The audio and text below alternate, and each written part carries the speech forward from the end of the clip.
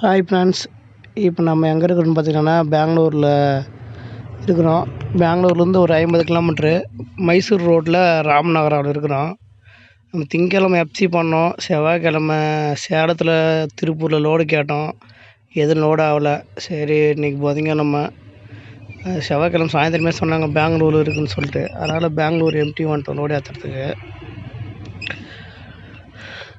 இது எந்த ஊருன்னு பார்த்தீங்கன்னா பெங்களூர்லேருந்து சென்னைக்கு, அதாவது பெங்களூர்லேருந்து ஒரு 51 கிலோமீட்ரு வரும். இது ராம்நகரம் மைசூர் ரோட்டில் போனோம். ஒரு 30 கிலோமீட்ரு போனோம்.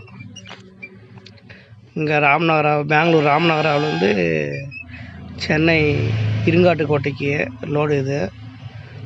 தூத்துக்குடி எடுத்தாங்க. தூத்துக்குடின்னா சொல்லி வண்டி எடுத்தாங்க. அதுக்கப்புறம் பார்த்தா சென்னை அப்படி எடுத்துட்டாங்க. பாதி ஜிஓஹெச் பாதி காட்டன் பாக்ஸு, ஒரு 110 காட்டன் பாக்ஸு, மீதியெல்லாம் வந்து ஆங்கர் பீஸு மாட்டி தொங்க விடுறது. பாருங்கள் முன்னாடி இப்போ எழுதியிருக்காங்களா, இன்னொரு 110 பாக்ஸு எஃப்சி பண்ணி ஃபஸ்ட் லோடு கார்மெண்ட்ஸு. உங்களுக்கு எங்கள் புக்கிங் லோடு இது எங்கள் ஓனர்து. நான் எம்டி வந்துட்டேன். அங்கே கேட்டேன் வியாழக்கிழமை தான் லோடு இருக்குன்னாங்க. சரி நம்மளுது இன்னொரு வண்டி ஒன்று வருது நாளைக்கு எஃப்சி காட்ட. சரி அந்த வண்டி எஃப்சி காட்ட அது வியாழக்கிழமை ஏற்றிக்கிட்டோம் அப்படின்னு சொல்லிட்டு நான் ஓனர் சொல்லிட்டு வந்துட்டேன். நான் பெங்களூர் லோடு ஏற்றுறதுக்கு.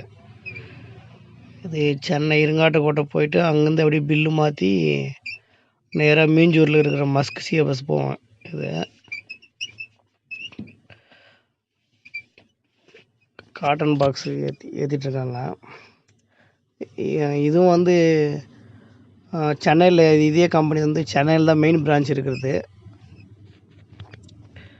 லோடு ஏற்றி முடிச்சுட்டு சீல் பாருங்கள் எத்தனை சீல் போட்டிருக்குங்களா. 2 டோருக்கு ரோப் சீல் ஒன்று, இந்த ஒரிஜினல் சீல் ஒன்று, நான் பூட்டு ஒன்று போட்டிருக்கேன். அது இல்லாமல் சீக்ரெட் லாக்கு கீழே ஒன்று இருக்குது.